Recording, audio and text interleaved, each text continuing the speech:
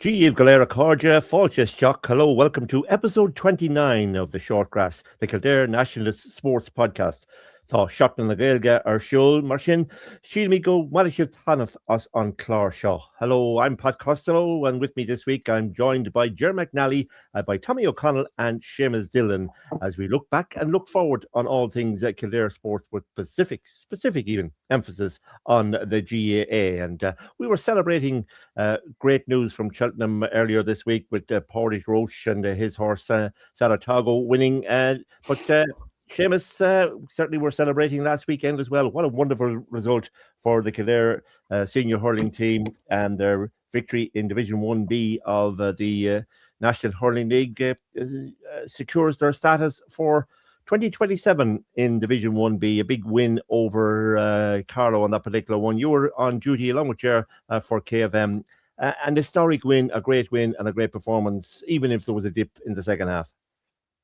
Yeah, look at suppose it's from the start of the year, Kildare's goal and ambition was to stay in Division 3 or Division 1B, and they certainly put that to bed on Sunday afternoon with a really, really good victory over Carlow. Yeah, there was parts of it, I suppose, the last quarter, a little less than the last quarter, where Carlow outscored Kildare 11 points to 3, but maybe good coming away from there with a little bit still to work on. And, it's probably asking a lot, but a win for Carlow and a win for Kildare over Wexford would see Kildare possibly get promoted and into a league final, but that's a lot to ask for at this particular stage. But yeah, great league performance. It was certainly Dublin match, and the opening one was poor. It was the standard was probably not that much support there that we would have liked, that Kildare would have liked, and that I suppose coincided with footballers playing the same evening, so didn't help. But to certainly have picked it up from there at 9 goals in the last 3 matches, it's in the last 4 matches, conceding only 2, and to be safe in Division 1B with a round to go would have been everybody's dream at the start of the year. But yeah, they backed it up with 3 really good wins. The ones that everybody probably would have looked at the start of the campaign were the ones that Carlow, Down and Antrim were the best ones to pick up those 6 points. That was probably going to be enough. But Carlow came to Newbridge on Sunday. We know what they bring to the table, how good they've been, but Kildare brushed them away quite easily. Yeah, Ger, at the start of the season, nobody maybe outside the county or maybe even outside the group were giving Kildare much of a chance of staying in Division 1B, but the players believed it, the management believed it, and as Seamus says there, they're back in Division 1B for next year with a game to spare and doing it quietly but effectively.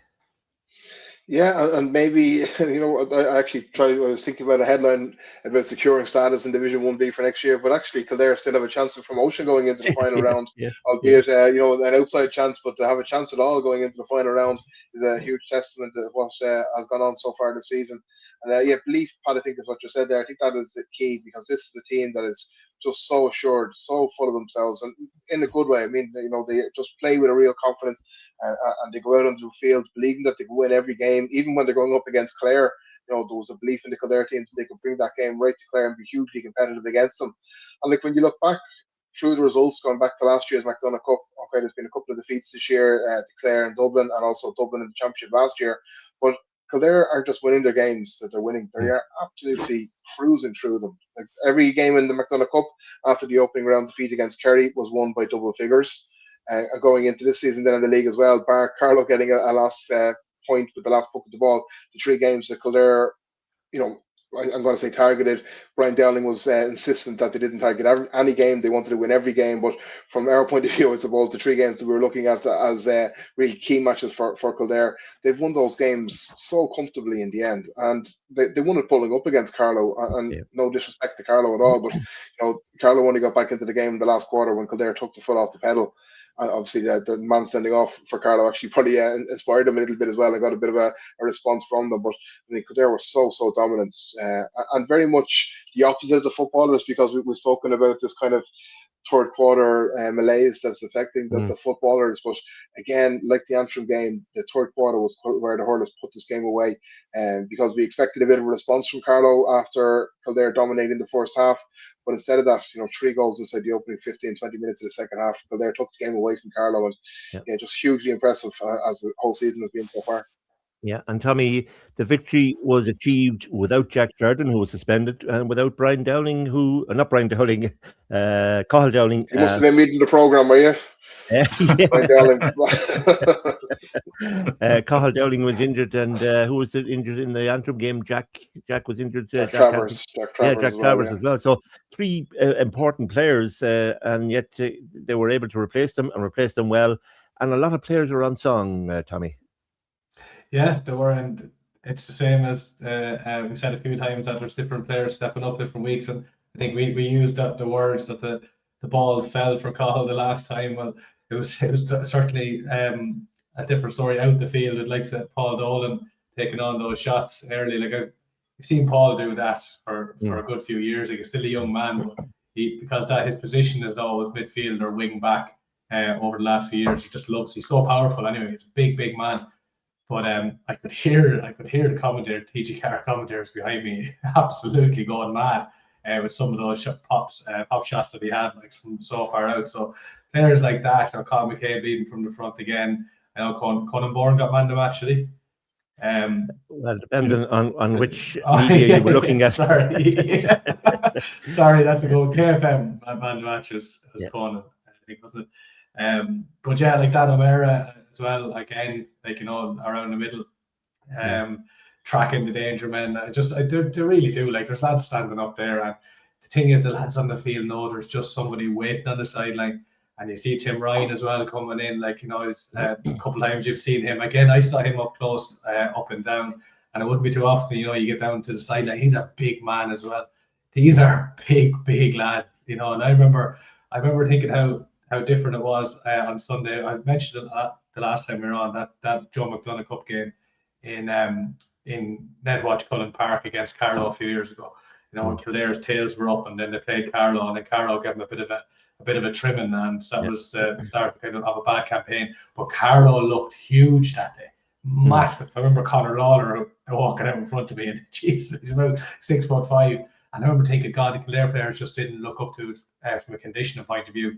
By just they caught up, and the rest, they looked fitter, bigger, stronger than Carlow the weekend. Fitter being the most important word. A lot of those Carlow lads didn't really look up to scratch. As regards fitness. I know there's lads come back from injuries, but there was Kildare lads running all around. It was brilliant pack, great day. Yeah, and Seamus, Brian Dowling may know his starting 15, but that starting 15 is very flexible, and you'll find a player at midfield one week, and you'll find them at wing forward the next week, or wing back the next week. There's a lot of flexibility among the team there. Yeah, which is good to see, because every game is looked at, I suppose, differently, and who should pick up who, and who suits different positions around the field. And Dan O'Meara has probably been just one player that maybe is more predominantly like in a corner back position. He stepped out into that half back line. Conan Bourne had been maybe wing back against Down, stepped into the middle of the field. Dara Girn, who'd been maybe starting as a midfielder, moving into the half forward line. So there's no any given place, but that's the one thing, if you have a look at, it's the work rate going on all over the field. It's not being left to one lad.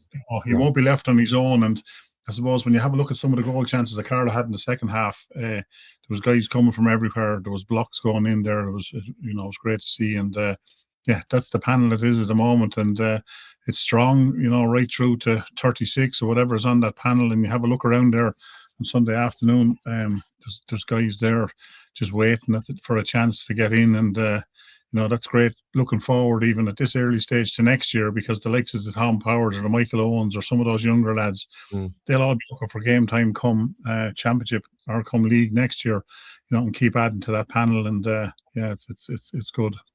Yeah, and Gerard, there's a little bit maybe Kilkenny-esque style. I mean, Kilkenny of old, not the Kilkenny that played last Saturday evening, but the Kilkenny style of old, where they hunted in packs. So if a player got a ball, a opposition player got a ball, there certainly were three Kilkenny players on top of him. Now it's 3 Kildare players are on top of him, and as the work rate, as Seamus says, is absolutely astronomical. Yeah, and that's what's underpinning everything for Kildare. I mean, they're not always perfect with everything they do, but no team is. But the one thing that you can guarantee with this team is they're going to work incredibly hard and organise as well, because it's not just one man chasing down and then leaving a gap and running out of position. It's hunting in packs at the right time. And like as well, I saw some commentary on social media about the style of the goal that Kildare scored, that some people were maybe saying that the style of the running passing game through the centre of the field maybe wasn't to their liking. But you only have to go back to the Antrim game when a ball was launched in 60 yards in the top of Moore's Curtin and he won it. So Kildare are very flexible. They can hurt you in a few different ways. And like, I thought Moore's Curtin was excellent. He was probably as close to anybody as getting man of the match now the other day as well. And like for a player who isn't huge in stature, he wins an awful lot of ball in there. And Kildare needed that, because you mentioned the likes of Carl Dowling wasn't involved, obviously through injury, and he maybe could be out for a prolonged spell. Jack Sheridan obviously wasn't there, so they needed other players to step up, and that's what this team has done. And that is a real sign of a good team, that you can have players coming in there and making an impact. And like Derek Guerin scored a goal. He's played some games at wing back. He's played in midfield. I think he was more of a half forward in the last game there against Carlow. So there's a real versatility to this Kildare side, and if one man drops out, there's someone waiting there to step in. James Dowling as well came in there and did a very kind of under the radar job as well, stepping into the starting lineup there also. So they still have James Burke to come back as well. That the signs are very good with him. That hopefully he'll be back potentially for the start of the Leinster Championship. And he is an unbelievable player to be dropping back into the squad.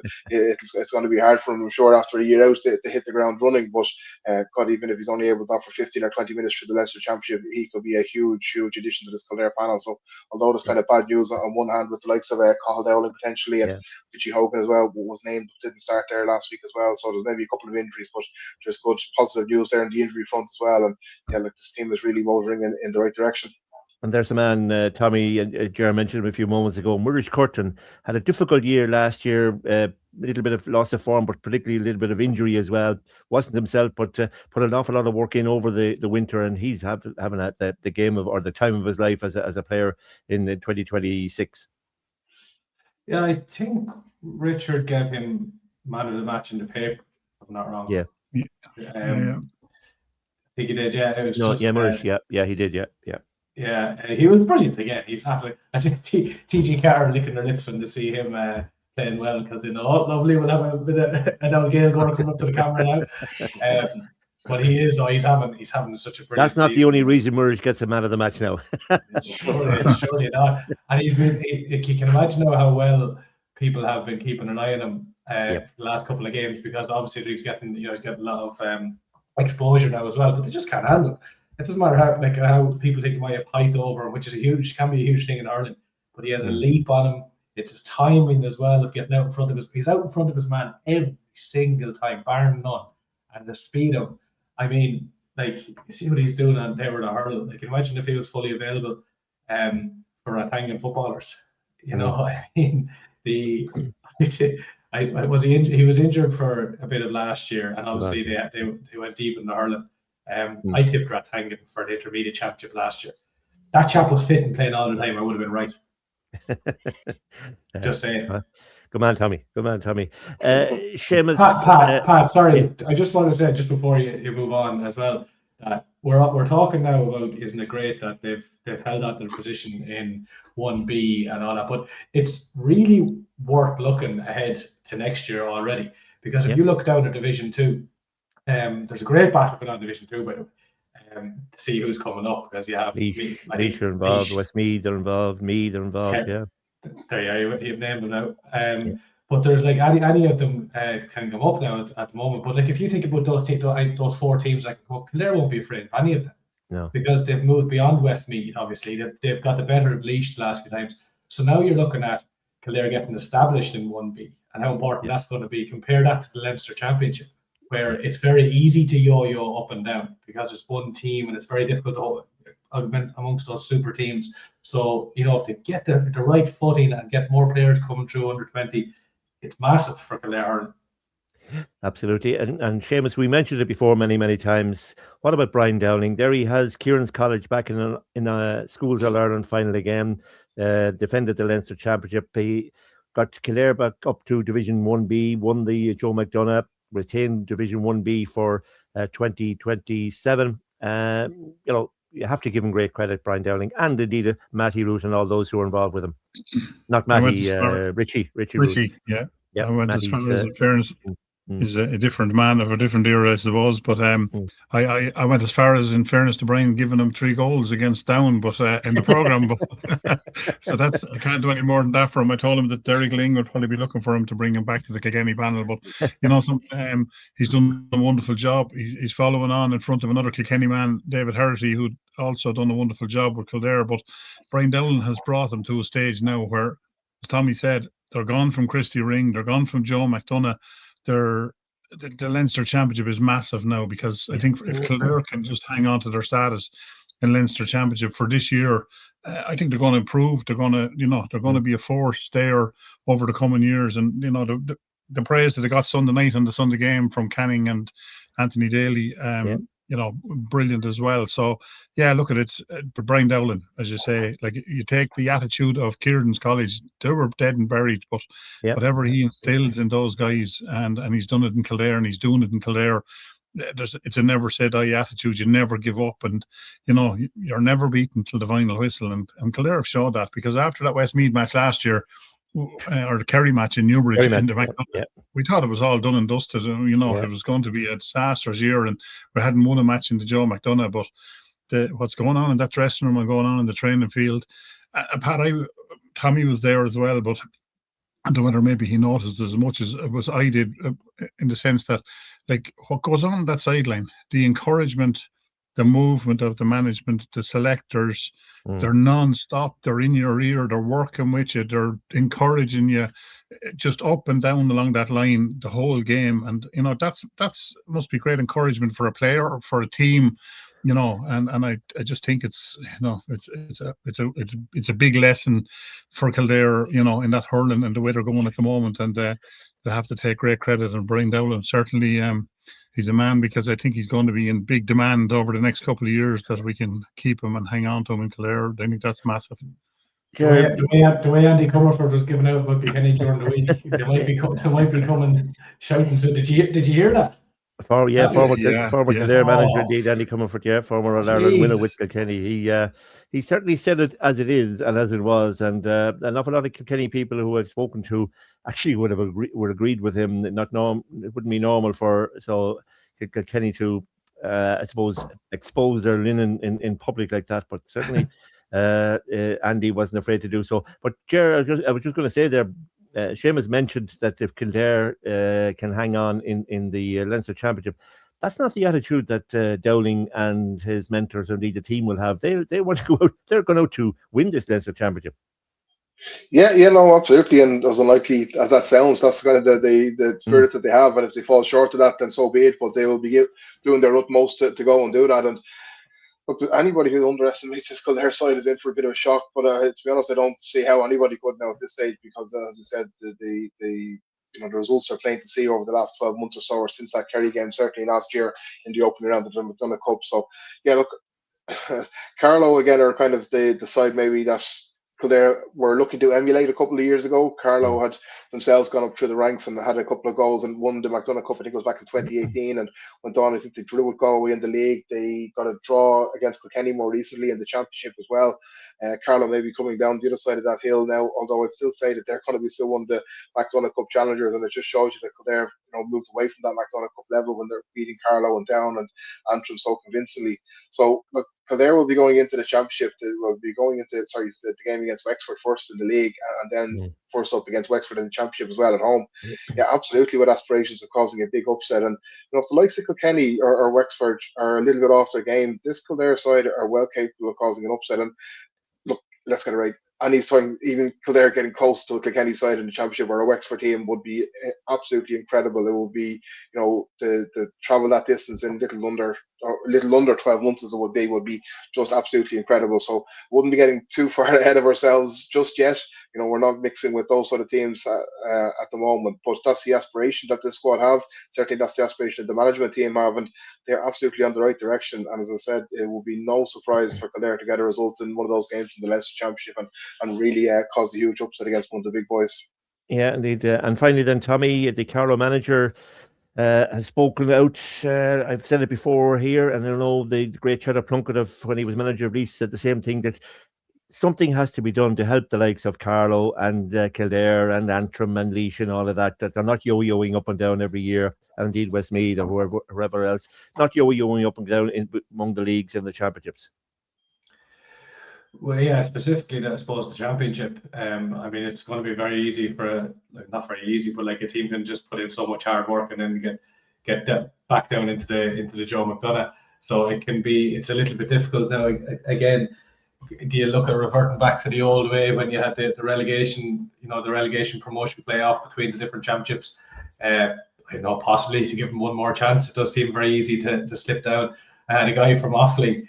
He runs an Offaly page similar to mine, and he tagged me in his graphic, and he said, all roads lead to Newbridge for that final game between ourselves to see who stays up. I said, I don't know what you're talking about. Kildare being safe as houses at that stage, but it is like it's. I don't know. I think I don't think it's being ignored, and I especially don't think it's being purposely ignored. It's a very difficult thing to manage because there's such that small little group. Like you had to incorporate Kerry in there as well. They couldn't live in the Munster Championship, and like it's going to take somebody to come up with something that works, but it doesn't affect the bigger teams because you have to be realistic. They can't take away from. But Tommy, why is Leinster or the Munster Championship protected? It seems to be protected. If you finish bottom in the championship in Munster, you're still not going to go down. They don't want Kerry down there, so they send them up to Leinster. Antrim can't play up there. Ulster don't want to have a senior championship, even though they could have, because they've Down, they've Derry, they have Antrim as well. So Leinster have to look after all of these. But why don't they start looking after their own? I've said that many times. Yeah, absolutely, 100%. I mean, if you just take a step back and look, I mean, they'll never say it, but when it comes down to it, I mean, you're looking at packed Páirc Uí Chaoimh, packed Thurles, packed Limerick, Ennis. These places are jammed for these Munster championships. Munster teams normally go deep in the All Irelands, whereas you're normally looking at just Kilkenny, maybe the odd ball from Galway or Wexford coming out of Leinster. So there's things like that where if you were to weigh it up, it doesn't make sense. But Pat, don't get me wrong. Don't eat me now. I agree with you. I could just see you bristling a little bit. I agree with you, but I'm just being realistic. I've said it for a long time. That Leinster has to start looking after their own, and overall the GAA headquarters has to start looking after the Kildares and Carlows and Laois and Antrims and all of those, and make sure that they get the same, I suppose, opportunity that maybe other teams are getting. Anyway, Tommy, the table after 5 rounds looks like this. Clare are on top with 12 points. Then comes Dublin on 7, Wexford on 7, Kildare on 6, Antrim on 2, Carlow on 2, Down on 0. So Down are gone to Division 2A, I presume it is. Carlow, Antrim will fight out for the other particular spot there. And Kildare, Wexford, Dublin, and Clare are in the final now at this stage. But Kildare are still in with a shout, and that match is on Saturday week, the 21st of March, 5 p.m. in Wexford Park, Chadwick's Wexford Park. A big Kildare crowd could do an awful lot if they get down there, because there will be a big Wexford support there. So that's next week, and we'll be talking about that next week. So well done to all involved with the Kildare hurlers at the moment. Let's talk then, Ger, about the footballers. You'll be heading down to do match commentary for KFM for Kildare or Cork versus Kildare, Saturday 5 p.m. in Páirc Uí Chaoimh. Ger, take it away. Yeah. Páirc Uí Chaoimh. We had a couple of games down there. Wasn't in the last, a little over 10 years ago. There was one game, the most recent one in 2014. Kildare lost by a point, but there was a win the previous year in Páirc Uí Chaoimh. Under Kieran McGeaney, it was 210 to 1-9. I think that was Kildare's first win in Cork since the late 1970s or something. So it hasn't always been a happy hunting ground. And yeah, the stats wouldn't tell you that it's going to be a happy hunting ground this weekend either. It's certainly a big challenge for Kildare. But it will be interesting to see what sort of a response Kildare can get, because we expected a response to the Cavan game, going into a home game against a local rival on a Saturday evening under the lights, bristling atmosphere, but Kildare faltered from the very early stages. So I'm sure there's been a lot of harsh words spoken within the dressing room, within the confines of the dressing room, and a lot of maybe truths told. But ultimately, and then also to playing squad, the management obviously to pick the right 15 for the start of the game, and that 15 then to go and represent Kildare. I think it's going to be very, very difficult to get any sort of a result against Cork, but I think it's hugely important that Kildare at least put in a performance and have some sort of encouragement to take going forward into what could potentially be a really decisive game against Louth in the last round. So win, lose, or draw, I think it's a huge game for Kildare. It's huge for Kildare to put in a performance, and it's huge for Kildare to show some sort of an improvement and some sort of learnings that have been taken from particularly the last two games that have been so disappointing. Yeah, indeed. And your dad would know it well, Ger. The Parky Reen, the former Flower Lodge down there, Cork Hibernians used to play there. Yeah, absolutely. Seamus, there's a lot of despondency around the county at the moment, but this is a great group of players. A couple of weeks ago, we were really touting them up as one of the best sides that have come out of Kildare for a while. Maybe it's lack of consistency, lack of belief, maybe, and a few injuries. Yeah, look at it. When you go back and have a look at the opening round of the league against Tyrone, we came out of there not expecting to get a point and far from it, maybe travelling up, but there was a fair air of expectancy. The result against Offaly was another step in the right direction, and it just seems to have stalled since then. And it's back at a stage where we were maybe a couple of years ago, where you're at a crossroads at the minute. I know the Kildare lads met up on the Monday night after that last defeat to Meath. I spoke to one or two of them afterwards on the Tuesday night, and there was certainly a fair air of optimism and positivity, I suppose, is the one word that I would have taken from it. They were going back into the field again on Wednesday night and looking forward to the Cork match. And I think there will have to have been a lot of work done behind the scenes with management, with players, psychologically, everything, because when you hit a flat patch like that, it's very hard to come out of it, unless you can just put together some sort of a decent result that's going to give you that lift again to drive it on and get back to maybe where you were 5 or 6 weeks ago. But look at it. This is a massive game for Kildare. I think there's nobody expecting us to go down there and get a result. There was nobody expecting us to do that in Tyrone. That's maybe when Kildare are at their most dangerous, when nobody expects them to come to the table with a result. And I think that this game, even if it does go down to being a loss at the end of the day, I think it's massive. And as Jared said, when you look forward to a week later against Louth, because that could be your destiny and staying in Division 2. I think for those bunch of lads, and because they're so young and inexperienced, a lot of them, I think they don't need that they don't need a trapdoor at this stage of their careers. They should be looking up, and I just think it's a big game, and it's how to respond from 2 weeks ago. I think that's the most important thing. That's the thing. Yeah, and might be paraphrasing Brian Flanagan here, Tommy, but he was more or less saying, while they had 2 weeks to prepare for the Cork game, there's only a certain amount of things you can do in those 2 weeks, so you concentrate on one or two things. What would the man of the terrace be hoping that Kildare would have concentrated on in those 2 weeks between the Meath game and now the Cork game? I suppose just looking at every mistake that was made over the past couple of games and just saying, how did that go wrong in that position? Why did that happen?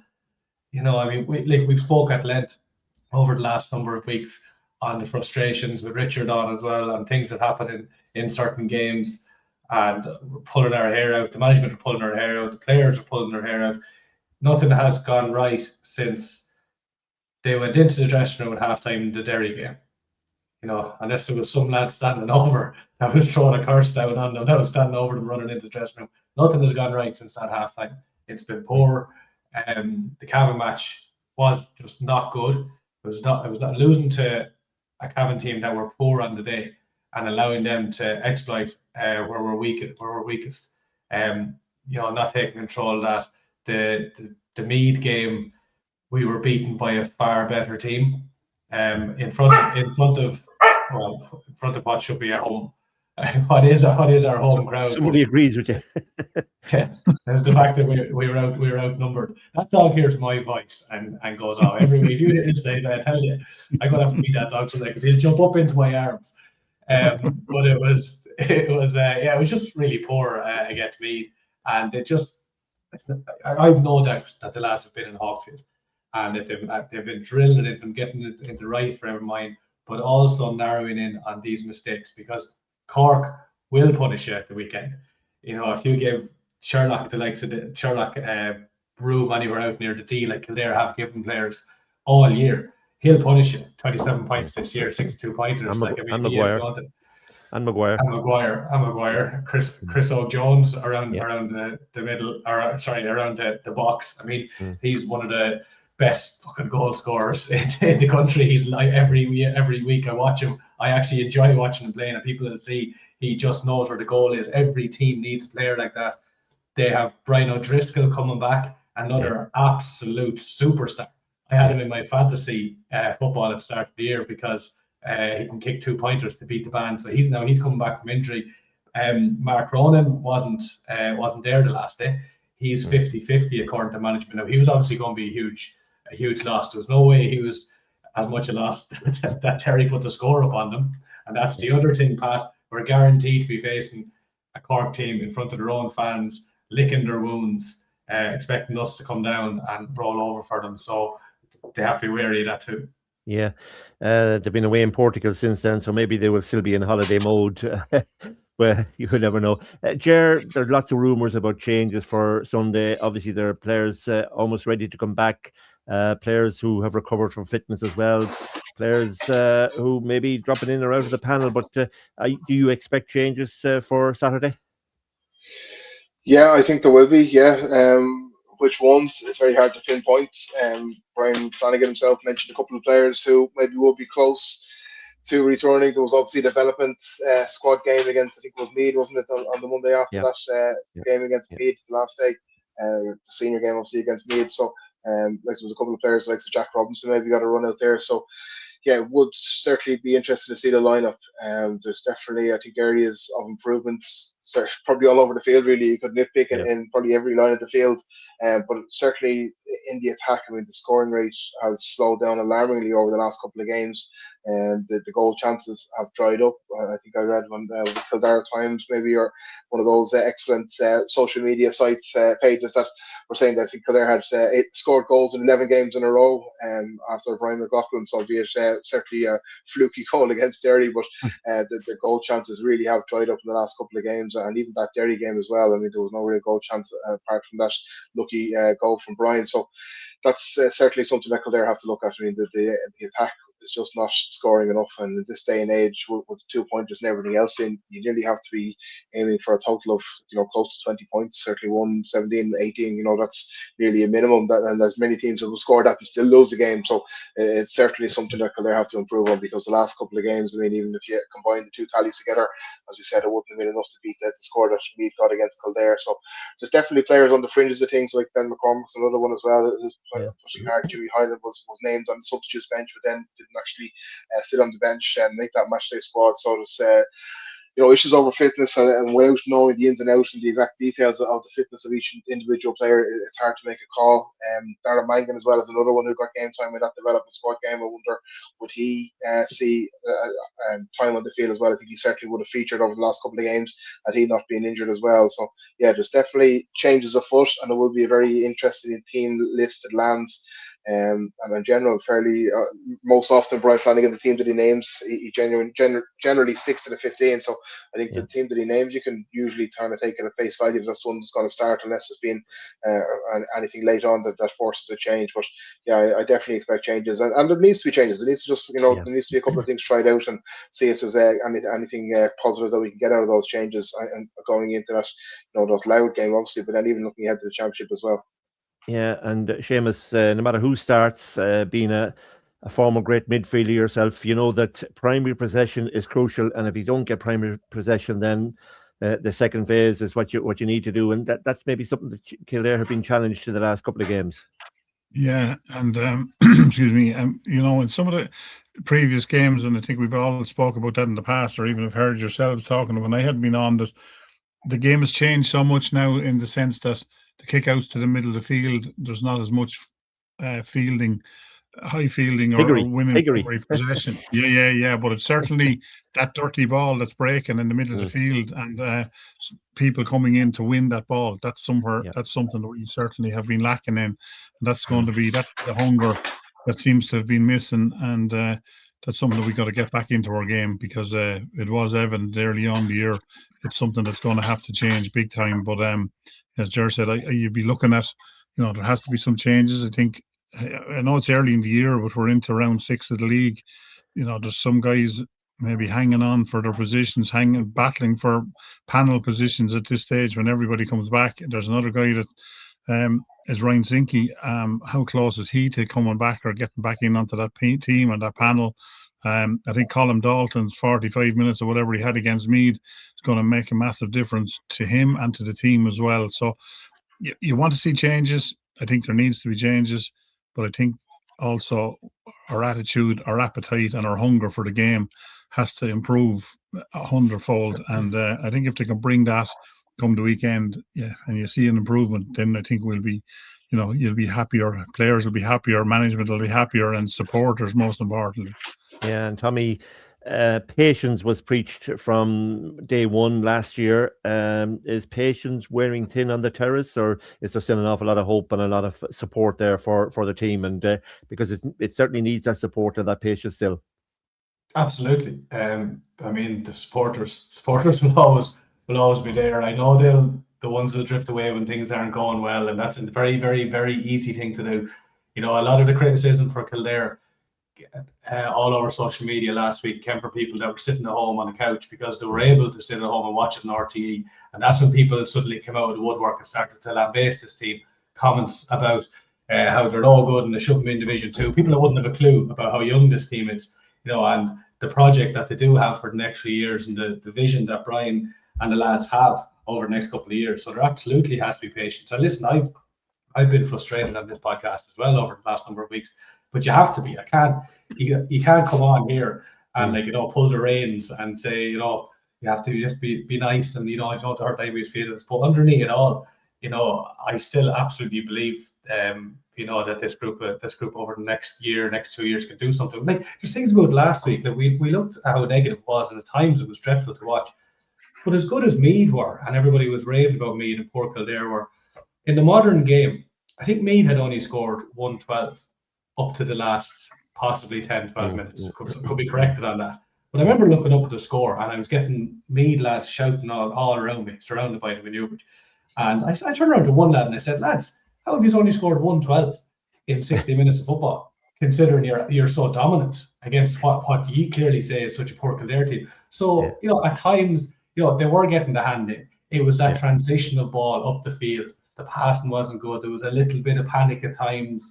There was certain things just weren't coming off that could in another game. Now, obviously, it's festering over the last couple of weeks because we saw Derry was so frustrating for loads of different reasons. And then we kind of merged the Cavan and Meath matches together, which was a little bit unfair as well. And we were focusing in on all these little bits. But they are a young team, Pat. And there are lads come back from injuries. And Darragh Corwin has only come back from injury. And Darren is going to take a bit to get into stride. I guarantee he's in the background training like a dog to get back to that level. So I'm going down to Cork at the weekend, and we will support them as always. And you always have to have that little bit of optimism. Absolutely. And to quote or to misquote McGeaney, Division 2 is real piggery. That's a really, really difficult division. Finally, then, Ger, to you, you're traveling down to cover the game for KFM. Are you traveling in hope? Are you expecting a result? Traveling in hope, I'd say more than expectancy. Certainly, I think, as I said, anything positive results-wise would be a huge, huge bonus. But at the same time, I think more important than the result in this game will be the performance. We need to see some sign of green shoots of recovery out of the last couple of disappointing performances, and I'd be hopeful that we can get that, and then we can all put on our Offaly jerseys for Sunday's game, and hopefully they do us a favour against Cavan. Seamus, you'll probably be travelling as wingman. Tommy nearly got sick there. Seamus, you'll probably be travelling as wingman and using the KFM helicopter. Are you travelling in hope or in style and looking for a result as well?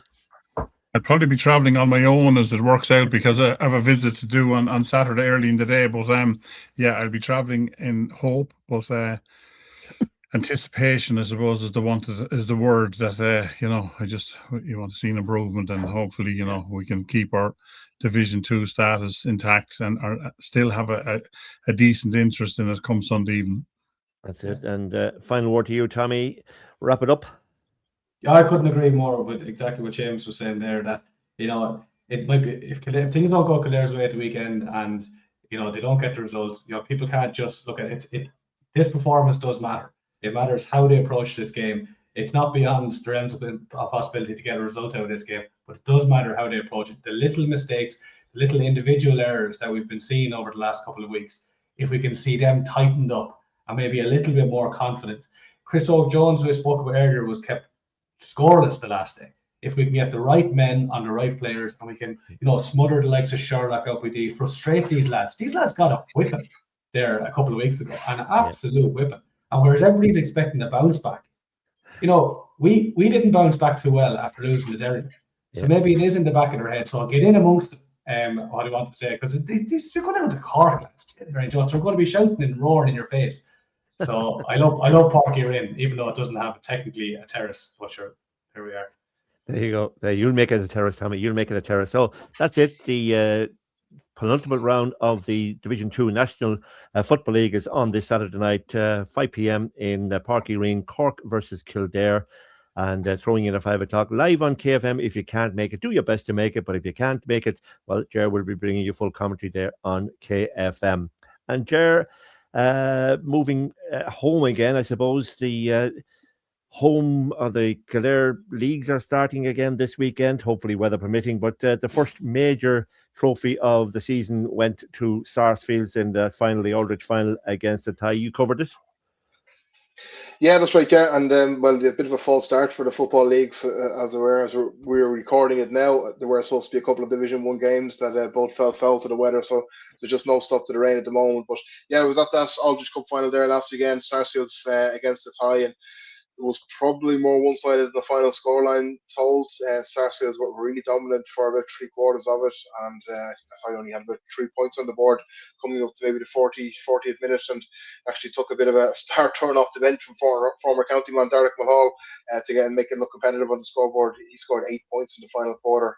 4 2-pointers, and almost actually got a goal laid on as well. But yeah, no, overall, Sarsfields were definitely the better side. I've seen Sarsfields now on a couple of occasions, and yeah, they're moving very well early in the season.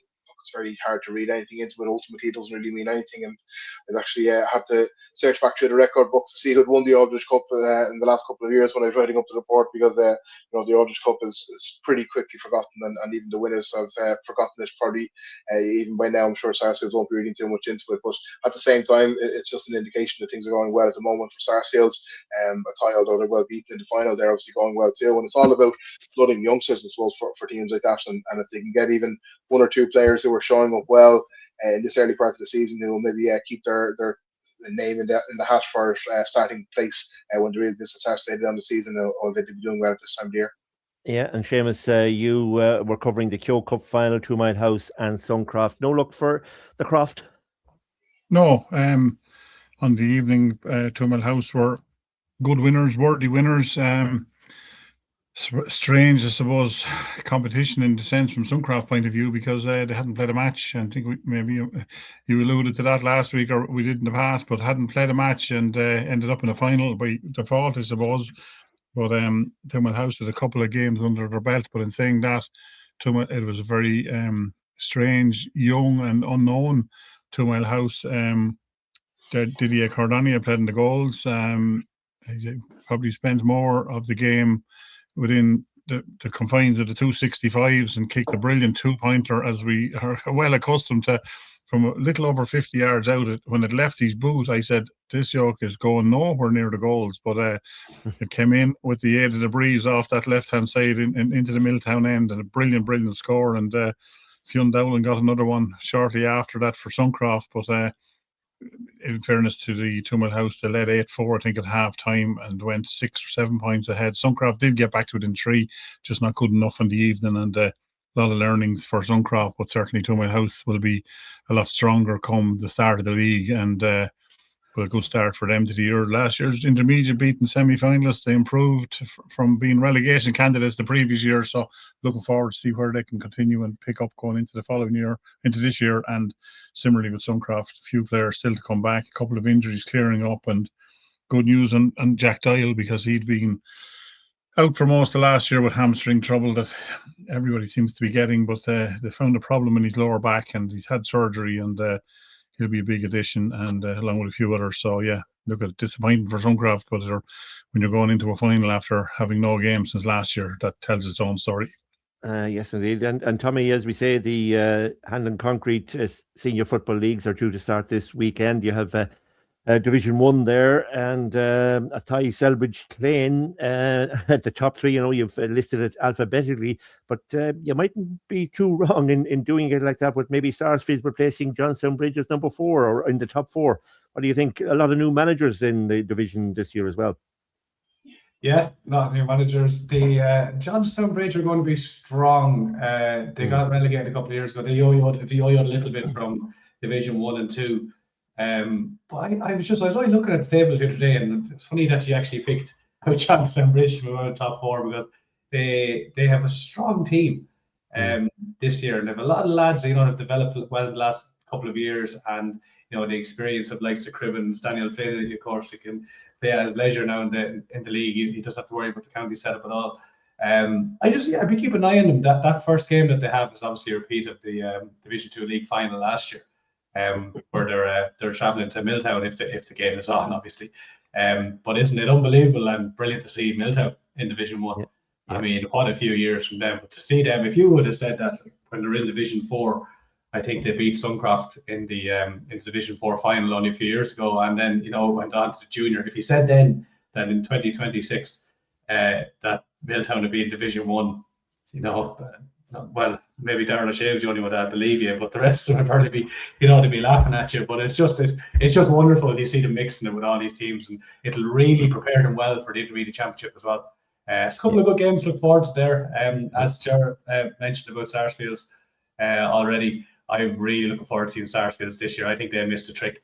I thought they were well in it. I think they could have easily won the county final last year, but for that devastating loss to Athy. So they'll be going well in the league this year. And Sarsfields also put out their team sheets on social media. They're one of the very, very few clubs that do it. So people will be able to keep a real close eye on those players, because I think they will have a lot to say this year in the league and championship. It's going to be an interesting Division 1, and 4 matches scheduled for Friday night. Selbridge, Salons, Milltown, Johnstown Bridge, Sarsfields, Raheens, and it's turned around. There's going to be Clane, Naas in the bottom one there. The first 2 matches, Maynooth, Moorfield and Athy, Larry's, both those games off. Not sure whether they'll be played over the weekend or not. We haven't been told. Division 2, if you've got it there, Tommy, Seamus, you might just look at Division 2. That's going to be a difficult one there as well. Alan Wood, Cara, Carberry, Castledermot, Confrey, who have come down. Then there's Leaksabas there, Rathangan, Round Towers, 2 Mile House, you mentioned as well. You'd be a brave man that would predict who would be promoted from that division in Division 2. Yeah, look at it's laden with some really good matchups. So yeah, as you say, it's very, very hard to call who will be in the top 2 or 4 or in the bottom half for that matter. But it's who can get up and running early and get a couple of early points on the board, because that's what you often see is the teams who have maybe the heavy leg work done early in the year. Castledermot are there every year. They're a team who, as everybody knows, going down there to play Castledermot in league games is a tough encounter. And although their league form last year saw them being relegated, I think they'll be knocking on the door of looking to get back up as quick as possible. Easttown are there as well. They weren't relegated last year. They weren't a million miles away from getting relegated from Division 2 last year. Mm-hmm. Yes, correct. That's what it was actually. Yeah, they come down from 1 the previous. Yeah, that's correct. But look at Cara, an exciting team in the sense that they put it up to a tie for a long time last year in the championship. They're again what they'll have most of the county players, I suppose. Well, Dara Swords and Ryan Burke won't be there, so that's therein lies the problems with some of the teams, that when you're missing county players, it can be a problem. But it's a tough encounter. It's a tough league, but exciting games on the table in front of us. So looking forward to that. Again, Rathangan, depends if Ryan Teahan is around come the league stages, or if he had begun his travel, spoke to his father there during the league, and he is planning to get away, so he'd be a big loss to them. But and Murray's Curtin again begun with the hurlers, so there's a couple you can weigh it up a couple of different ways, but it's a really good Division 2 set up, and could be some good games in it.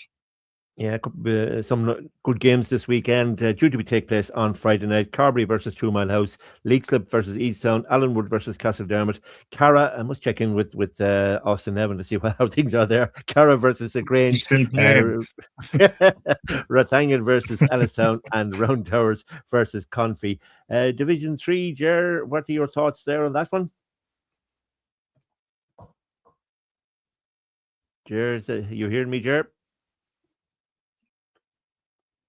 Not hearing Ger at the moment. Apologies. There you are. There you are, Ger. Yeah. Sorry, apologies. Again, I suppose it depends very much on players that are available. When you look at Division 2 or Division 3, there are 2 senior clubs there, Cork and Colorinco, stand out obviously. So it would be interesting to see if they were anywhere near full strength. You'd imagine they'd be way too strong for a division that's mostly made up then of junior teams or lower intermediate teams as well. So look, again, the leagues are always good because there's teams generally of the same level playing each other week in, week out, and there's a lot of good games there to kind of start off for us. Coffey and Garvan had a cracking championship semi-final, was it, or quarter-final, was it, in St. Collins last year? That was penalties, was it, yeah? Or that was Castle Mitchell, was it? I think it was the week before.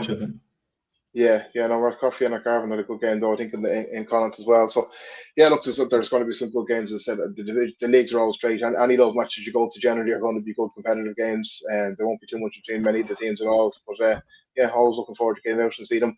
And hopefully the weather will clear up pretty quickly so we can get a proper look at these teams, because it's going to play havoc, I think, right across this weekend, unfortunately, for the opening round.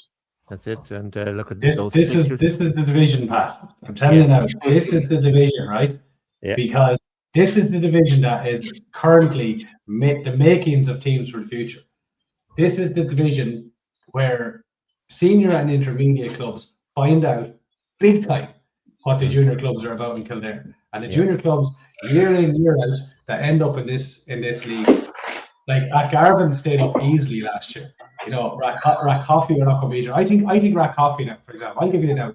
As difficult as these leagues are, I think Rack Coffey will be pushing for promotion, and that will set them up for a big stint at the junior championship. Garvan won't be simple.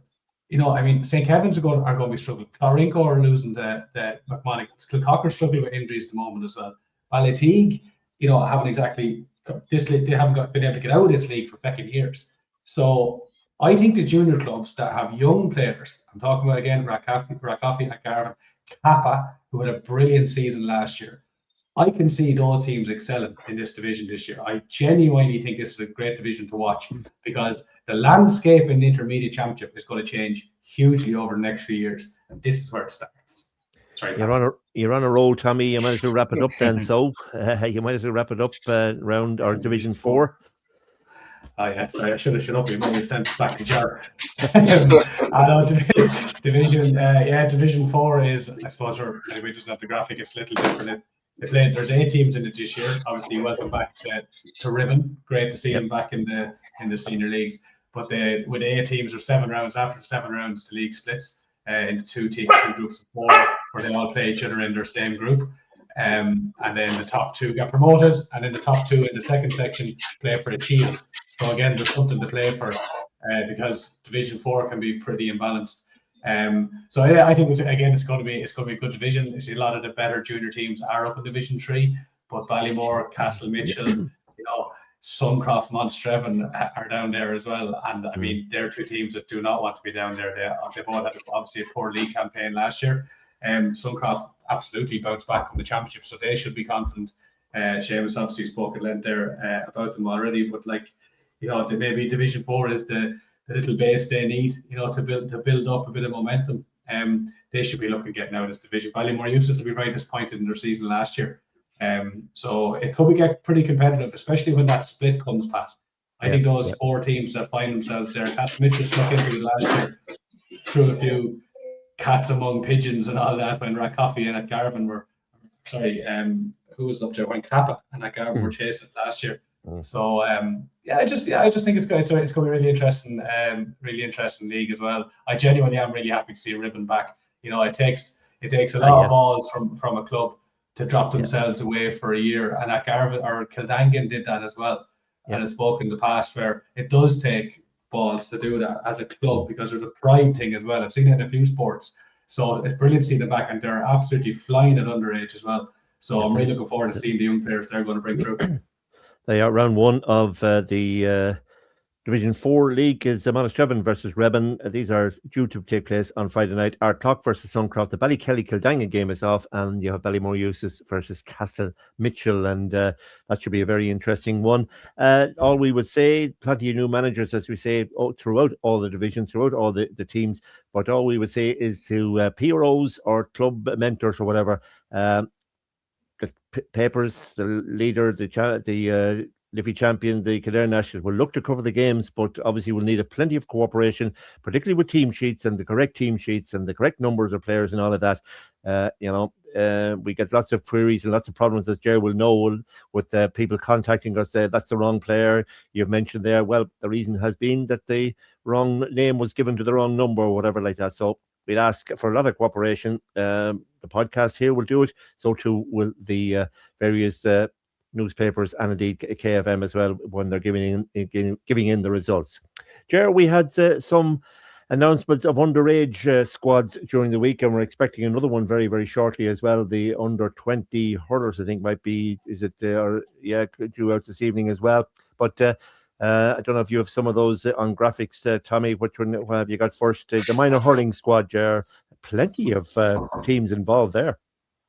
But then the one that's jumping out to me straight away is Naas, because wasn't it last year that there was no Naas players on the county minor hurling squad for whatever reason, which was very eye-raising, because obviously as much as we want to see a good spread of clubs and we want to see other clubs represented, at the same time we need to see the strongest clubs really backboning the county teams, and so it's good to see a good showing from those Naas clubs, and some familiar names, I suppose, even surnames, family names from coming through there again. But great to see a lot of other clubs there represented, and the likes of Cork there coming through, and even Kappa as well, Broadford as well, having players represented, Sarsfield as well, Salons. Great to see those sort of clubs having county players, and then Kildare as well, also having one there too. So obviously the turnover of players very important for the likes of Venero and Kildare. They need those young players coming through, so it's good to see those represented. And as mentioned, the other ones as well, Moorfield, Maynooth, Leakstead very strongly represented there as well. So absolutely, it's fantastic to see such a good spread. Comfy also there and playing too, so Selbridge as well. So absolutely, it's great to see a good spread. Rathangan. Rathangan. Does that mean that Rathangan have their eyes on possibly in a couple of years that they get the senior team back in? More sporting effect. Whereas play junior B hurling in Division 4. You never know. Well, best of luck to Brian Murnane and the squad. Their first outing is against Meath on Saturday week in Trim, I think at 3 o'clock. That's Saturday the 21st at 3 o'clock. Meath versus Kildare. That's the Kildare minor hurling. A great time, for these young players. I mean, you can imagine over the last couple of years that these players would have been looking up to the senior county players who've been going so well and winning trophies at Christy Ring and McDonagh Cup, and even now they're getting a little bit older, they're watching the senior Kildare players competing against Clare, holding their own Division 1B, dreaming about big shocks in the Leinster Championship. So, I mean, these players are going to be inspired, and they're the ones that are going to lead Kildare in the future. And this is how Kildare stay on top. Again, kind of going back to Carlow, they kind of ground to a stop nearly at underage and stop bringing true players, and their spell kind of competing at the top level is very hard to sustain when the players weren't going through at underage, and that's the only way that Kildare are going to sustain the kind of level that they're playing at the moment, to keep that conveyor belt of players coming through. So it would be great to watch both the minor squad, and obviously maybe even more importantly with a view to the short term will be the under 20 squad. But absolutely, it's fantastic to see these players coming through.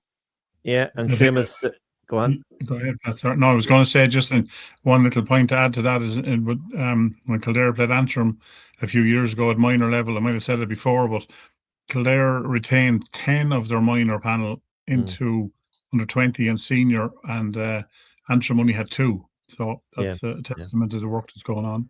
Well, you have the floor. You have the floor, Seamus. Tommy Constantine, the new Kildare minor football manager. He announced a squad during the week. Any standout players there for you? Plenty from 3 from Clane, including the Dorns.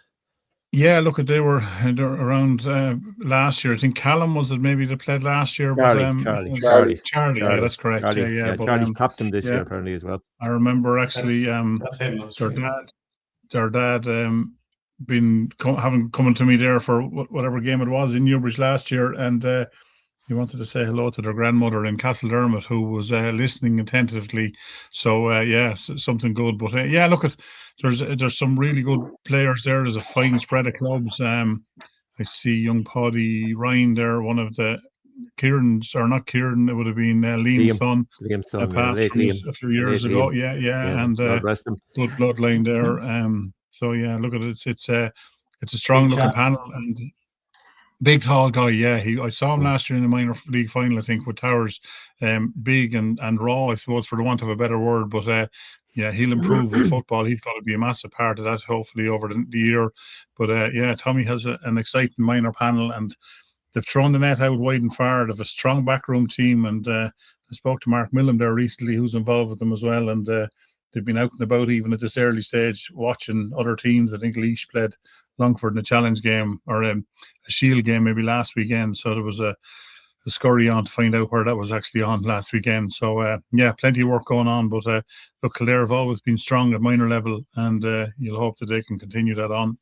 Yeah, and another one of the Bergens in there as well, Tommy. Aeon. Yeah, poor old Devil. He missed the under 16 county final. He wasn't well the morning but he was playing for Castledermot. Castledermot played Nace last year. Obviously Castledermot had a few of the Grange players involved. But Aeon is very much he's very much a Grange player, as you said, another one of the Bergen, super player. Really looking forward. Right, I'm just very, very happy for him and his family that he's getting that shot, because I know how devastated he was to miss that county final. The same county final that those 3 Nace lads would be playing. And then Pat, you've seen a few of these boys in action as well, including Liam Meskell from Easttown. Fionn Shortborn I've seen in action. Fionn Lawler I've seen in action. Jack Riley, there's a player to watch out for. Jack Riley of Kill, there's another player to watch out for. I've seen them at schools level. They're really, really, really top guys. Yeah, absolutely. And these are as soon as I saw Liam Meskell's name on the panel, I remember thinking, just Pat would be delighted that people are going to get a good look at him. He's a flyer, isn't he? He's like Ollie Lyons. Do you remember Ollie when Ollie was playing for Kildare? Very similar, similar kind of a player. So he's going to be a cracking player for Easttown and Kildare. Obviously, Callum Cowser coming through, Harry Feely, Oren Sherry. I presume Colin is a brother of Ewan Cowser, who played for CBS, I presume. Yeah. Pretty sure he is, Greg Kelly and Keane Keogh, two Castledermot lads as well, after Castledermot won their big double this year for the under 16. So fair play to them getting called up. Which just a great spread, lots of familiar names, as the lad said as well. Yeah, exactly. Looking forward to seeing Logan Tennyson as well from Kevin's. I've been hearing great things about him over the last few years. He was a very talented soccer player when he was younger as well. So of course, Jamie Wolfe from Moorfield as well, who I'm sure Jar will be very familiar with. Delighted for him and his family as well. Nice for see Jamie getting in. So it's great to see the likes of Jamie obviously is Philly's son then as well. I think Jamie Flood then as well. Maynooth is a son of Paul Flood as well. And Gilroy, there's a Gilroy in Ballymore, I'm sure must be related to Charlotte along the way there somehow or other. So again, it's great to see those kind of family links that are always there. But just looking out there is of course the commentator's nightmare of 2 own lines in the squad as well, which is we're only getting used to the 2 James Dolans in the hurling squad, and I was at the Kildare ladies under 16 as well last week, and there was 2 Ellen Morans as well on the same team as well. So they're not making things easy for us commentators at all. Well, one is from Clane, and the other from Leaks at year, so you'll be all right. Anyway, the own lines from Leakslip is on both panels. That's right. He was actually the minor hurling captain last year, but he was only 16 or something. So he's supposed to be an absolute superstar. I think Dylan Daniels is also a dual player. I'll just go back to the other one. So he's Carberry there. Yeah, Kyle Dove and Carberry. He's in the same position there. So he's another dual player. So like I'd love to see dual players that come through. It's top quality.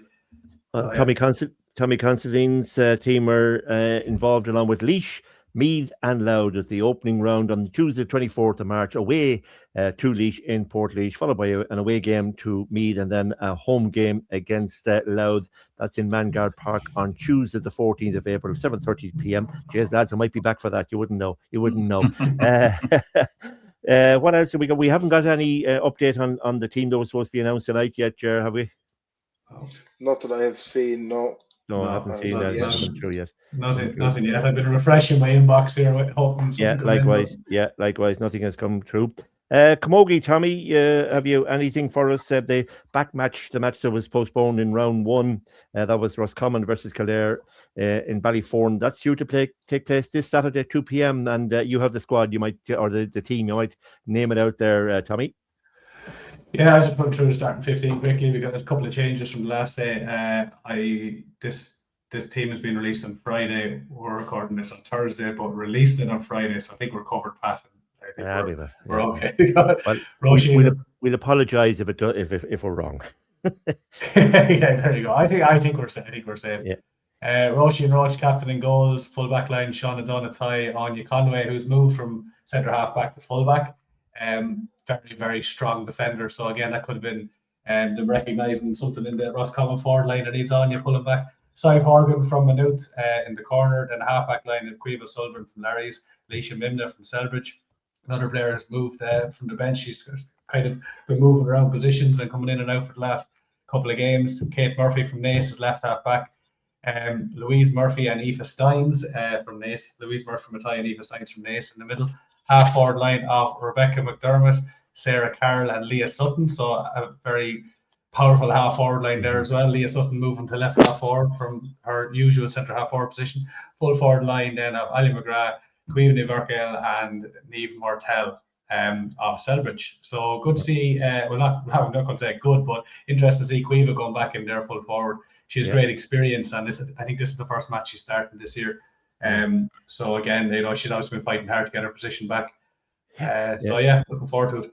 Kildare had a good victory over Wicklow in round 2, but then went under to Armagh in round 3. So this is the round 1 back match that they have to play. That's against Roscommon. Roscommon will be favourites for this particular game, but Kildare always have a good game against Roscommon, and we're hoping that Rob O'Neill and his team will have victory on Saturday and then go into the last game against Tyrone, probably chasing a final spot, and let's hope they will do so. Ger, there were no the women's senior, the ladies senior team are still on their break. They don't play until next weekend. The following weekend against Waterford. But the Kildare under 16s, they began their Leinster campaign in some style, as you rightly point out on the Kildare Nationalist this week. They beat Carlow 4-20, was it? Yeah, 4-20 to 1-4, and plenty of crossovers in that game as well, or that team. Yeah, because these two teams 2 years ago got to the Leinster Platinum final, as it was called then, and Kildare were convincing winners against Carlow, and both sides had a number of players involved, and already kind of there's some players cropping up. You can see a few names, and one in particular, Amy Wall, was outstanding for Kildare, and actually she at the moment is in school in Carlow, I believe, with St. Leo's College, who are heading to an All-Ireland final next weekend, middle of next week, against Baileyborough. Amy Wall scored 110 in the semi-final. Yeah, absolutely, yeah. And Amy Wall scored 110 of the St. Leo's total there as well. So she's playing against many of her schoolmates for Kildare as well. But there were a couple of good standout performers as well. Grace Byrne from Castledermot scored 4 points. Sarsfield's corner forward. Anna Dillon scored a couple of goals as well. And one player who certainly caught the eye then coming off the bench was Catherine Murphy from Athy, who I think was involved in our school, the Trinota rugby side today, who qualified for a Leinster final as well in her school as well. So she was a really impressive performer. I think someone was saying on the sideline that she's only back from injury, so I think she would generally be a starter. So yeah, she was very, very good. Really, all the forwards were very good. They certainly were dominant to midfield as well. Kaylee McDonald and Ellen Moore and Fina were excellent as well. Sariana Hannock as well. Breheen's at half backs are yeah, no, it's a good side. It's a good side, but bigger tests to come now. I think they have Meath and Dublin coming up over the next 2 weeks, so we get a better idea how they go then. Yeah, against Dublin there on Sunday at Blanchardstown. So yeah, that'll be a better indication, I suppose, of exactly where it is Kildare side. But again, going back to a couple of years ago, James Costello was the manager as well then, so they went through and won that Leinster Platinum final. So yeah, they're a strong side who have aspirations to doing big things, I think. Yeah, best of luck to them on Sunday in the TUD in Blanchardstown, and they follow the following week. Is it they play Meath? Is it?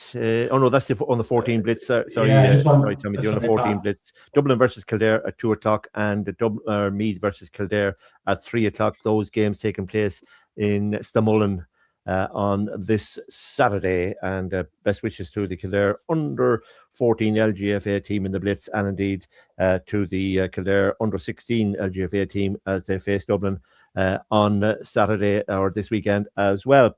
Ger, rugby, a good weekend locally, but let's look at the international first of all. Up for grabs is the championship and the Triple Crown and all of that, and a few Kildare players involved with Ireland for this Saturday at 2:10. What a strange time to have a kick-off. Yeah, well, more strange is when the games actually kind of have so much meaning and they're interlinked that for some reason Six Nations is probably the only competition in the world that I know of anyway that kind of staggers their kickoff times now when each game is, as I said, is such important and has a knock-on effect on each other. So yeah, that's a little bit weird. But yeah, I suppose the Kildare influence on the Ireland team was lessening by the week. Unfortunately, Jeremy Loughman has picked up an injury there as well, so he's out of the squad as well. But Jamie Osborne and Ty Byrne, they have just been really key players, and Osborne is racking up the tries there now from the fullback position, and he's pretty much taken over that number 15 jersey. And yeah, Ty Byrne is just hugely important for Ireland. He's shown that over the last couple of games. He was rested, I suppose. Was it against the second game? Just trying to think back, the Italy game, wasn't it, at home? I suppose, yeah, it was more resting him, sure, than dropping him because he's shown how important he is. And yeah, I suppose it's all up for grabs really against Scotland as well, albeit I suppose it's going to be difficult to see the results elsewhere falling Ireland's way, but I suppose Ireland have bounced back, and obviously after a disappointing performance against France and a nifty performance then against Italy to have regained momentum has been really good in the last couple of games. But Scotland probably are flying high themselves as well. They've had some up and down results, so they lost to Italy in the opening round, but have bounced back really well since then too. So yeah, it should be a cracking game, and anybody heading down to Cork early, I'm sure, on Saturday, well, maybe they'll be heading down tomorrow potentially for a Gold Cup day as well, and then take in the rugby, and then if they can drag themselves along to Park Urin on Saturday evening, could be some weary bodies in the stands, never mind out on the pitch by the time the ball is shown in Cork on Saturday evening. But yeah, it should make for a good day, and hopefully this be a good result for Ireland. I can see Tommy smiling already. So I'm trying to figure out what to do. Genuinely, I don't know whether to go down early and get the rugby and then kind of easily transition into or listen to it on the radio going down. I don't know what to do. Maybe I will go down tomorrow and just make life easier on myself. Absolutely. The AIL, Ger, after a bit of a stuttering start by Naas, they've now moved up to 7. A good win and a good performance down in Cork against Highfield last weekend.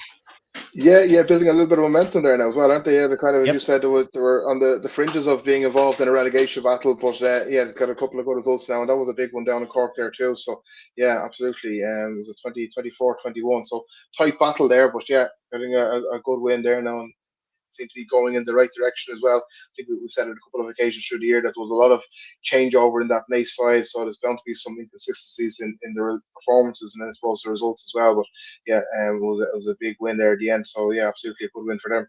Yeah, I think that Kildare under 20 hurling team has now been announced, so we'll bring it to you very, very shortly. Towns Cup, what a great competition that is, Ger. A tie began their defence in style.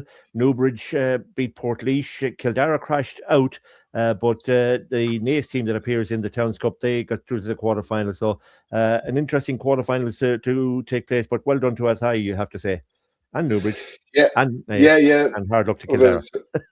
To paraphrase Meatloaf, yeah, 3 out of 4, not bad. Yeah, so yeah, it was good to see those teams going through, definitely. But Athy obviously starting their defence of their title that they've won. And I think that the 2 semi-finals are down to be held in Athy as well, so they certainly want to be part of that.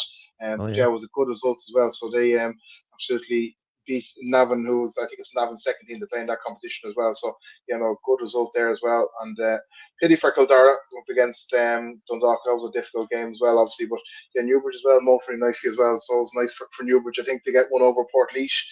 Kildare v Leash rivalry there as well. So that was a fine win there too. And the quarterfinals are shaping up nicely indeed. Yeah, they certainly are. If I Soccer. can pull the draw up here if you want, Pat. If I can. Yeah, if you have it there, good man. Yeah. I saw it, but I can't. Let me know when you want that team as well. That's an interesting team. We'll do it with next after Jared pulls up this draw for the Towns Cup. I should have been more prepared here than this. Jerry, you're minding the dog and all as well. So yeah. There's no way. No, I have it here. Yeah, so it's three home draws for the Kildare team. So Newbridge against Longford, Naifsley Dundalk, and a tie v Wexford, and then it's Carlow Derby. Then the other one, Tullow v Carlow as well. And those ties are played on the 29th of March. And the teams who progress to 2 semi-finals are a double header in a tie as well. So a tie certainly will want to be there defending their title and looking for a place in the final, which is held in Derry then on April the 19th as well. So yeah, some big crunch games. And a tie actually have a huge game at the weekend as well. And they're trying to avoid being involved in that relegation playoff spot in the top division of the Leinster League as well. So they are away to Wexford, while Tullow, who are the other side involved in that, are away to Boyne. So I think, looking on paper, albeit Wexford, I think I had a very good win in the Towns Cup. That a tie would have the easier of the games there, but yeah, that's the last round of the league there in the Leinster League coming up next weekend as well. So big games for a tie now. It's coming down to the crunch stage of the season. Best of luck to all the Kildare teams involved. Tommy, you used to have the under-20 hurling team from Aidan Kinsella? Surely do. Squad. Just a strong squad. There we are. That's it. Our talk has Ronan O'Malley and Tim Ryan. Tim, of course, senior Broadford of Jack Cahill. Kappa have Dara Devine. Oh, he was a good player. And Toby McMorland, he's a good player as well. I think he takes the frees, does he, for Kappa? Selbridge have Cian McGrath, Conor O'Brien, Oren Connanty, and Michael Owens, a senior player as well. Then Clane have Jack O'Dea and Paddy Connolly, another strong player, and Paddy Connolly. Kyle Duff have Colin Gordon. That's a powerful name from Kyle Dove. Confi of Keane O'Sullivan and Sean Quigley, Errol Curraquil, Ryan Kramer, and Orion Kramer and Ryan Curran. Kilcock of Sean Miley. Leaksup have Killian Harrington, Dylan Doherty, and Luke Kelly. Moorfield, Alex Bell. Well, that's a really, really strong player there. Maynooth, strong contingent. Maynooth, Cian Brody, Kieran Dunn, Kieran Gorman, Joseph McNulty, Tom Power. Of course, Tom on the senior panel, I think, as well, and Oren Byrne. Nays of Charlie Carroll, Fionn Frisbee. Great to see Fionn involved after such a tragedy recently. Fionn Kelly, James Bedford, Oisin O'Neill, Sean Gavigan, and Tom Bourne. I've seen him play at under or schools level for the footballers. Salons have Killian Power and Mark Kiernan, and Larry's have Cormac Doolan. Seamus, a lot of familiar names there. Very, very strong squad announced by Adrian Kinsella. Yeah, look at it's littered with underage stars and some guys that are in on the senior panel and guys who will be in it in the future. And you start off at the top there with Ron O'Malley and Tim Ryan. Dara Devine was county minor fullback, I think, last year. Had a wonderful season there. They went after somebody early in the year to try to find a fullback, and he slotted in there and made it his own. Oren Connanty, who'd been really good for Selbridge over the last couple of years. Michael Owens, who I find to be one of the most exciting hurlers, and I think over the next year or two we'll hear a lot more of them. Jack O'Dea is Sean's son. That's right. Would have been goalkeeper there for some of the minor footballers, as far as I can remember, possibly even the hurlers. Ryan Kramer with experience there for Errol Curraquil. Dylan Doherty, brother of Mia's, that plays with the ladies football. Right. So there's a bit of connection there, and then you go to the Maynooth setup, and it's like Tom Power, Oren Byrne, Charlie Carroll, Fionn Frisbee, James Bedford, Tom Bourne. It's a really, really strong panel, and they'll be looking to get off to a good start against Kerry, because I think there's a lot of hope for this under-20 team that they can go a long way this year. So the basis is there. It's good to see it, and some really, really fine hurlers, and the guys that have got a bit of senior experience, that's going to stand to them massively. Indeed, and they will play Kerry in Mangard Park at 4 o'clock on Sunday week. So well done to them, and congratulations to everybody selected, and the best of luck to a good confident man, Adrian Kinsella. Had very good success with the Kildare minor hurlers recently, now stepping up to the under-20s for this year. Ger, we were about to move on to soccer, so let's do so. And your headline is 7-goal thriller as Club Kildare edge out Wanderers. That being Bray Wanderers, and that being the Club Kildare under-17 team. Yeah. So they bounced back obviously with Shamrock Rovers the previous week. So there was some difficult ties in the opening round of the season, or the opening weekend of the season. But yeah, that was a much better win and a much better weekend. 4-3, plenty of goals there obviously as well. So yeah, absolutely, it's a good win for the first one of the season. Absolutely, and then Monreid march into a quarter final. When that's in what cup is that? That's the Leinster Senior League, is it? On the Leinster Senior Cups, yeah. And then Clane progressed to the FAI Amateur Cup as well. Yeah, that was like the first round of the Amateur Cup there for Clane ladies. Yeah, Monreid, they bounced back from their defeat in the Leinster Junior Cup, the last 16 of that the previous week, so they came back well in that. Yeah, Clane, you mentioned the ladies, they did well in that FAI Amateur Cup, and it was the opening weekend of the FAI Junior Cup. Of course, it's a new way of running off that competition, which used to start in early September or early October, but now it's going to be run across the calendar year, so probably puts Kildare teams at a bit of a disadvantage because they're playing the first round before the start of their own league season as well, which will get underway probably towards the end of this month or maybe early at the start of April. But it was a local derby, or certainly a KDFL derby anyway, between Hubert Hotspurs and St Anthony's of the Cullen there. Hubert Hotspurs came out on top of that. All for Celtic and Navida both won as well, while Monasterevin had a penalty shootout win too, but there were defeats then for Clane United and Newbridge Rovers as well. And one other soccer result to mention as well, Cullen had a 4-3 win over BBC United that clinched the under-20 Division 1 league title there in the KDFL as well. So congratulations to all those lads in Cullen. Yeah, you mentioned the ladies, then of course the Irish women's team. Disappointing results, good performance, disappointing results. They lost to France and they lost to Netherlands, and also there was disappointment for Kildare's own Hayley Nolan because she had to sit out those 2 games. Had picked up a calf injury, but got word for her today that the recovery is going very well. She's back jogging early next week, and she's hoping to be back for the last 2 big games of the season. So the very best of luck to her. And those you, I thought you put the hex on poor Hayley's Pat, because no sooner had you sent through interview with her that she was back to full fitness and really enjoying her a long run of injury-free football with Crystal Palace. That she picked up a calf injury that unfortunately forced her out of those 2 games. But good to hear it's nothing too serious, and hopefully we'll see her back on the pitch very soon. And those of you who like to keep abreast of things, the next Celtic manager, or maybe it could be the next Spurs manager, or maybe it could be the next Irish manager, Robbie Keane, his team, Ferran Sferras, are 2-0 up in their match tonight. So he's going very well indeed, Robbie Keane. As I said, Celtic are supposed to be looking for him. Spurs are supposed to be looking for them, and there's even talk that he could come back as the Irish manager. And a big night, Ger, for the diva himself, the Sartor diva, Gary Cully, 15 months out of the ring. He's back on this Saturday night in the 3 Arena when he takes on another Mexican, and it's going to be a tough one for him, but he seems very, very, very determined. We have an interview with him in this week's Nationalist. He spoke about the difficulties he had after the Felix loss, and he said there's a bit of a gripe about that particular one because since then Felix has I suppose been accused or has been suspended because of allegations of drug use. So he's a little bit, I suppose, disappointed in all of that, but he seems very, very determined. And as I said, as part of the interview, the eyes look like he has it, the smile look he has it back again. So he has a big fight now on this Saturday night, looking to get back to the position he was in about 15 months ago. Yeah, no, it was a fantastic interview, Pat, and I'd definitely say anybody who hasn't read it either, you still have time to get the paper this week before his fight on Saturday, or else read it online on the Kildare Nationalist website, because it's a really wide-ranging interview that covers many different topics. And I suppose he's a maturing man now as well. You know, he's is engaged or married. I think he plans to be married and has a child there as well. And engaged, he's engaged too. Engaged. And just turned 30 as well. So it's very different. Gary Cully now will step into the ring.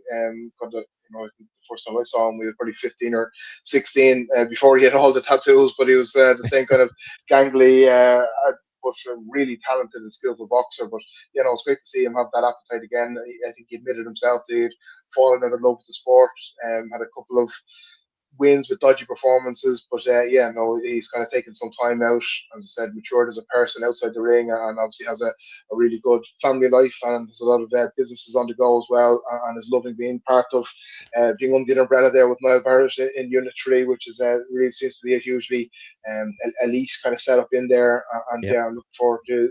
Well, I actually have a lot of friends going up from Kilcullen, going up to see that the boxing I would have went on there would be down in Cork, so I'm looking forward to hearing all about it, and hopefully hearing about a win for Gary and get back on the map, because he still has ambitions. He's still very young, in terms of boxing, so he still has plenty of time on his side to go on and do big things in the boxing world. More agreement from Rover the dog, as to your statement there. Indeed, more agreement indeed. Yes, the very best of luck to Gary, and as you mentioned, Niall Barrett in Unit 3, doing exceptionally well. Obviously, Kelsey Leonard, we've covered her all last year. She's back out again. I think it's on the 4th of April. We'll be covering that in a week or two's time, just doing a preview of that. And of course, Oran Byrne. He was up in Ballybuffet, and his first professional fight, won that one as well. So well done to Niall Barrett, and always very cooperative, always very supportive. And we look forward to chatting to Gary Cully after Saturday's fight, and we'll include it in next Tuesday's Kildare Nationalist. You also mentioned to me today, Ger, I think that there was a good performance over in the States by young Dara Gilroy, son of the former Kildare player, Jarlath. Yeah, I'm not exactly sure of the level of it was, but he was representing the Guards, and I think David O'Brien from Kilcullen Boxing Club was involved in the coaching of that team as well. But he fought in Madison Square Garden. So, Pat, you're on the hunt for that interview to get us all the details. So, hopefully, yes, by the time you open your newspaper on Tuesday to read the Kildare Nationalist, that you'll have the full step lowdown back a little bit, Ger, step back a little bit, lads, to see what's written on his chest. Step back a little bit. We can't see it. Stand up. We see boss. I only wear that ironically boss around the house here. Annie tells me who the real boss is around the house here. So, yeah. Anyway, that's my way of putting up a bit of a battle to work. But no, definitely. Even boxing, I mean, God, that's a sub story to be able to tell the box in Madison Square Garden. Like, that's fantastic. And I know from seeing a few pictures that Jarlath was out there with the family as well and supporting him. So absolutely, looking forward to hearing more about that story. Absolutely. After a bit of a wobble, Flomax Liffey Celtics back in the winning ways again. They had a good win last weekend, 76 to 62 against Father Matthews. They're now looking ahead to the playoffs, Ger, in basketball in the National League. A 10-team league. I think the 8 teams go into the playoffs, so it's plenty of time for Liffey Celtics to have found their feet. And then it comes down to the crunch, because unlike, say, the NBA, where like that, the playoffs are the be all and end all really of the season, but many of those they're all best of 7 ties. But I think in the National League, it's a one-off game, so your whole season can really come down to how you do in the playoffs over the course of one game. So nice for Liffey Celtics to be finding a bit of form there heading into those playoffs. I think there was a bit of doubt over who they were going to play in their playoff game, so I'm not sure if that's been confirmed since they're reporting into the paper. But they found the form, found their feet a little bit. They also had a bit of a setback after reaching the National Cup final. Probably had a couple of games or a couple of weeks where they're maybe licking their wounds after losing that final, but they've bounced back since then and now seem to be on an upward trajectory. And they're carrying a good bit of form now into those playoffs. Absolutely.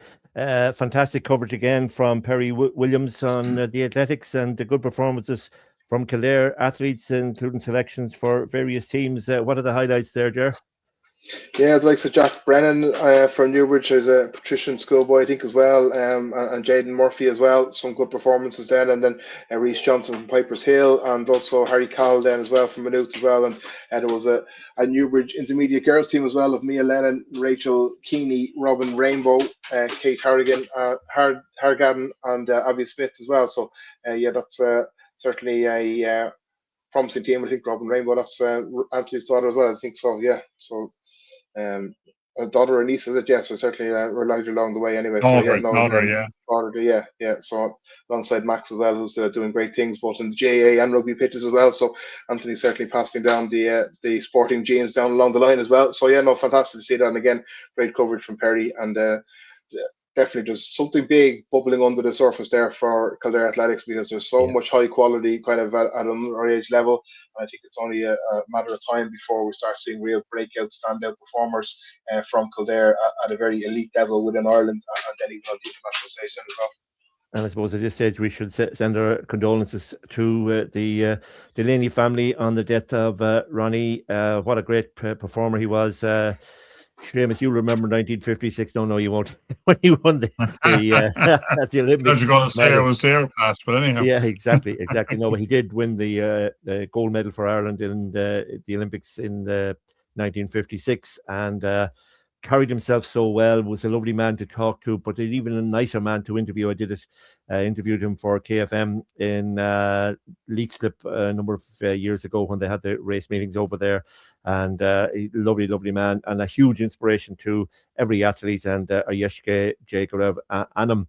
Now, speaking of racing of a different kind, Seamus, you're our expert racing, I suppose, punter, and we just want to know the winner of the two races, the Gold Cup tomorrow and the Albert Bartlett as well. Maybe you might just throw that out. But it was a good week though for Kildare. Mark Walsh doing well, and also, of course, he was riding for the one and only man who we spoke to this morning, Pádraig Roche, Ger. Yeah, that was a fantastic win, wasn't it? Fantastic way to start the week for Mark, and some story for Pádraig Roche to have won that race twice in 4 years, and from horses that are kind of born out of each other as well. So yeah, no, it's a brilliant story, and great for JP McManus to support small yards like Pádraig Roche and entrusting him with a horse of real quality, and then for Pádraig then to repay that faith as well by winning on the biggest stage of all. And obviously himself and Mark Walsh, the jockey, have a long-standing friendship as well, going back many years. So it's a great story all around, and probably not the last to see a Pádraig Roche on the stage like that. From as you mentioned, we've done a separate interview there if people want to check that out on YouTube or other audio platforms as well, if people want to hear what Pádraig thought of that race, and also the aftermath and the celebrations of it. But I suppose the one kind of maybe blip is that was very early in the week. It was only the second or third race, and we maybe thought at that stage that Mark Walsh was going to go on and have a whole host of winners, and it hasn't quite worked out for Mark since then. He's had a couple of real frustrations. Marlborough in the champion chase, not quite jumping well, didn't even get to the starting line. Then with Fact the File today in the Ryanair chase, he had a couple of seconds as well, ran really well with Outlaw. Was it Outlaw? Old School Outlaw in the first race today. He ran really well there as well, but only came up second as well. So a couple of ones knocking on the door, but he has some nice rides on Friday, and hope he's set for a big day. But I'm not quite sure if he's going to fall into our tipsters realm here, although he has tipped up, I think, Gold Cup winner last year in the Irish Gold Cup, Seamus. So we'll hear your thoughts now. I'll hand over to the real experts.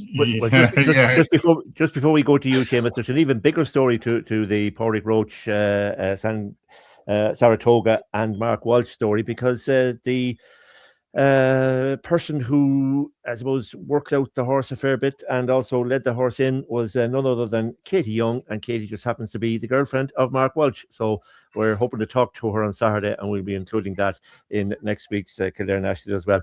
Seamus, you're on. You're on. Yeah, look, it's a great story for Pádraig Roche, because I know some of the lads from around Kildare, including my own brother, who have keep a horse or two with him, and he's a real down-to-earth guy who works really, really hard. And I suppose the history or the story, that horse coming from it came out of Aidan O'Brien's. It was a horse that was bred by Camelot, and so it had a fair bit of history coming into it. But delighted for them, and well done to them. Half brother to Brazil that won 4 years ago for Pádraig as well in the same race. Winter. Absolutely. Yeah. So he's a fair man to get one ready, and that horse had its second last run there in Naas a couple of weeks ago. And when you hear somebody saying they were happy to be second, you'll know that there was a little plan hatched, and there were some big prices, I think, got along the way. So more luck to them, a great result. But moving on to no more of that waffle now. No more of that waffle. The waffle. I'm trying to kind of read it here, Pat. But but it's you sound like a politician. You're sounding like a politician. I'm glad you asked me that question. Moving on to tomorrow. If there's a few quid left in the pockets of the Irish, and hopefully there is, because I suppose one other man that we didn't to mention is that Colin Keane winning that bumper yesterday, and it's not too often a flat jockey gets the honour of riding a winner at Cheltenham, and great for him as well. So that was another good day. But yeah, look, moving forward to tomorrow, it's a big day. It's the last of the last hurrah, I suppose, and the Gold Cup being the main one on the card at 4:00 tomorrow afternoon. It's going to be interesting to see what can come out of with Gallup and Deschamps coming out of the race earlier in the week or back end last week with injury. I think Harry Redknapp's the jukebox man, and Roy Allen won the big champion chase up in Downryle earlier at the start of the year. But I suppose my tip and my fancy is going to be Gaelic Warrior. A little bit of rain that came over the last 24 hours.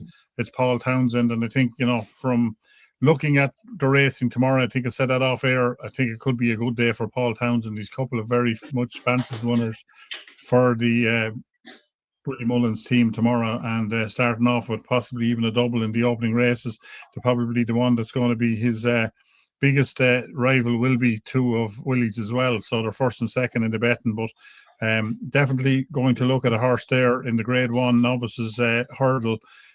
Dr. Steinberg, winner at Christmas time, and along with the favourite or the second favourite that I mentioned for the Gold Cup there, Paul Townsend's other ride in the Gold Cup, my head, Gaelic Warrior, with Dr. Steinberg and Gaelic Warrior. They'll be my two fancies for tomorrow.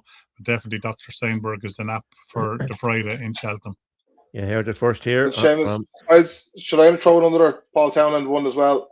Because he doesn't ride in too many handicaps. I think there's only one ride in a handicap all weekend, and that's generally a bit of a tip in itself. So I think he's the favourite in the second race.